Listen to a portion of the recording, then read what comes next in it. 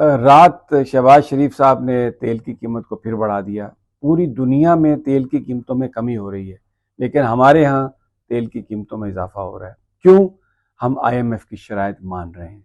क्यों मान रहे हैं? इसलिए कि जनाब जो वजीर खजाना है औरंगजेब साहब, उन्होंने अपनी IMF की जॉब पक्की कर ली है। अब तो खुद वो सहाफ़ी जिनका हुकूमत के साथ ताल्लुक है वो ये बयान कर रहे हैं कि जनाब इन्होंने IMF की तमाम शराइत मानकर जो एग्रीमेंट किया है उसने आने वाले वक्तों में पाकिस्तानियों की ज़िंदगी को वो नर्क में कर देगा। बहुत ही मुश्किलात होंगी, लेकिन उन्होंने ये सब कुछ इसलिए कर लिया है कि उन्होंने अपनी नई जॉब तलाश करनी थी। और शहर में ये क्या सराइयाँ हैं कि औरंगजेब साहब को फारिग किया जाने वाला है। फारिग होंगे या नहीं होंगे, लेकिन शराइत मानकर जो IMF से एग्रीमेंट कर गए हैं उसका खमियाजा तो पाकिस्तानियों को भुगतना पड़ेगा। वैसे एक बात जाते जाते कह दूं कि IMF के पहले भी जो पैसे आए हैं ना उनका पता चला वो कहाँ गए, और ना ये जो अब किस्त मिली है इनका पता चलेगा कि वो